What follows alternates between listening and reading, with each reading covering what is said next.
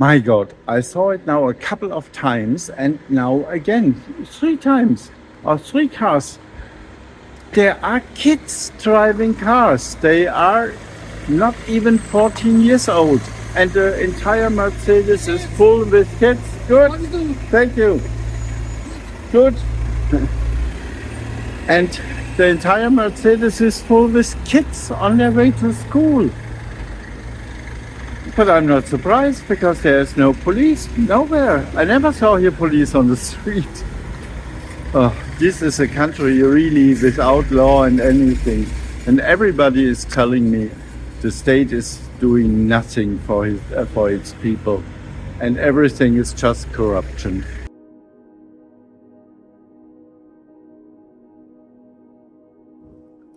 I spent the last few days in Skopje, partly to deal with the bureaucratic madness regarding Tyrion's exit papers and partly to give my battered skin a break.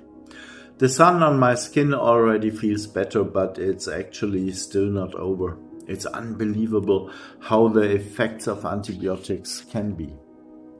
A few days ago, the Macedonian journalist's video about me, my hike and the hotel drama was published on TikTok. As a result, I received many messages offering help, for which I would like to express my sincere gratitude. Faleminderit for all Albanians and Fala for all Macedonians. I've received messages telling me I'm a good person. But a friend from Albania also told me that there are many Albanian comments he's very ashamed of because they only reflect hatred and a lack of compassion. But am I really a good person? And what makes a good person? A good person is not a structure of thought reflected in beautiful words. Thoughts are quiet and often hidden. Words are fleeting and can shine like glass, clear and seductive, but fragile. At the end of the day, all that remains is what we do. Action is the true imprint of our soul on the world. It is proof that we meant what we felt and that we are willing to take responsibility for our existence. It is easy to think compassion, it is easy to speak love, but it is infinitely harder to reach out in the darkness when no one is looking or when no camera is running. A good person is the one who builds the bridge, even though they themselves don't know if they will ever cross it. The one who opens the door to the stranger without asking if they are welcome. Philosophically speaking, humans are not beings of words, but of practice. For virtue lies exclusively in deeds and in the constant practice of good until it becomes habit. Words can proclaim ideas, but only actions transform them into reality. Life itself develops exclusively from decision and action. Everything else is mere possibility, a shadow of what could have been. And this is precisely where we see what exposes a person when they spread hate online or in offline life. Those who anonymously hurl words like weapons, those who attack people they don't know, reveal more about themselves than about their target.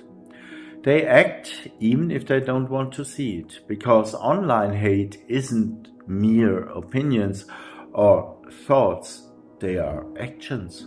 Actions that destroy rather than build, that hurt rather than heal, that divide rather than unite. What kind of people are these? They are people who believe that words bear no responsibility, but they are wrong. Every message, every comment is an action that leaves a mark on the world. Those who spread hate have acted and thus betrayed their own humanity. A good person is therefore not one who remains silent and loses themselves in beautiful theories. It is the one who acts courageously when hatred is expressed, who doesn't respond with fire but with attitude, who knows in the end it's not our masks, not our thoughts, not our words that count.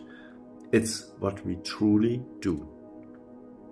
Being a good person is a lifelong learning task that demands so much more than just one good deed per week. I believe that being a good person also includes the certainty that animals also have souls and must therefore be treated with compassion and respect. Only when we value and support life in whatever form it comes, are we a good person. For this reason, there are still many dark spots in my life.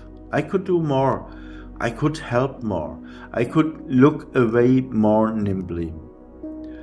I could pause and reach out more often. Because my life on the street teaches me goodness doesn't grow in thoughts but in actions, day by day, step by step, day and night. And only then do all the circumstances that contribute to making our lives good come together. For our actions, committed with poise and dignity, endure.